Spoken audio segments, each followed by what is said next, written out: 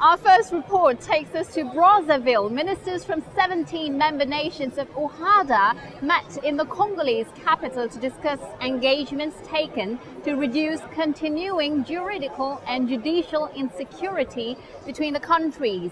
Although great progress has been made since 1993 towards harmonizing business law, many challenges still remain. The two major issues the organization must deal with during the Congolese presidency are good governance and financial autonomy. Frédéric Durand reports.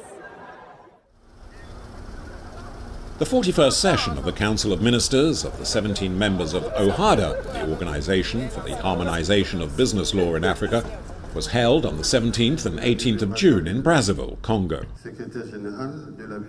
The participants agreed that the OHADA zone needs to adapt to a changing world if it is to improve its business environment, attract investors and encourage enterprise creation.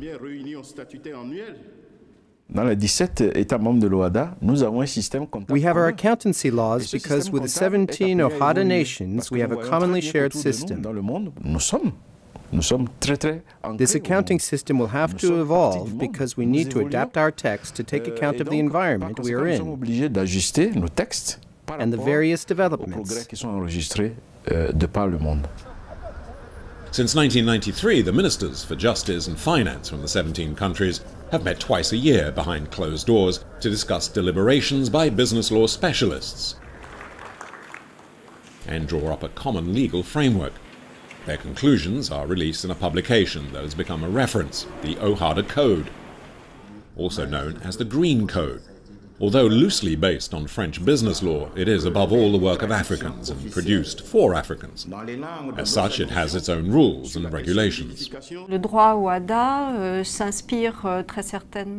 law is clearly inspired by continental European business law. It has a similar structure, the same basic judicial system, and of course, the systems are very similar.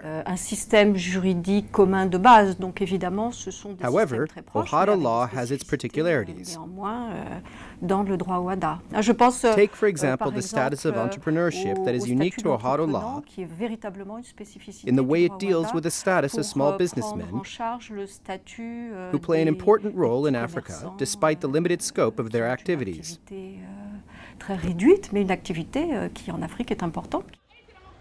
On the ground, the changes made by OHADA are already having a certain impact. In 7 years, there have been no less than 25 business law reform, not least of which is the introduction of the one-stop counter for business creation.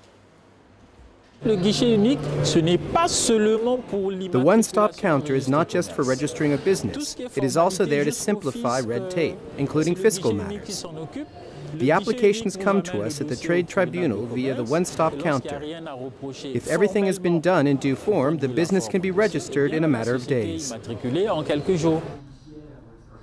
These reforms have cut administrative procedures for those setting up businesses by 25%.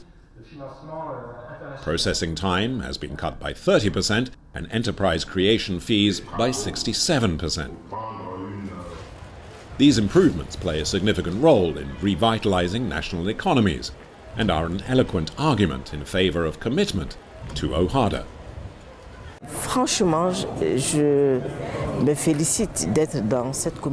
Quite frankly, I'm delighted to be in this community because it shows that Africa is taking responsibility for its own destiny.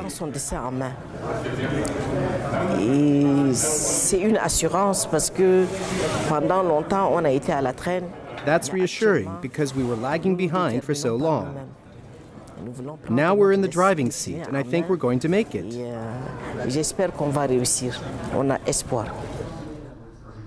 With foreign investment slowing down in Africa, the OHADA reforms could not have come at a better time.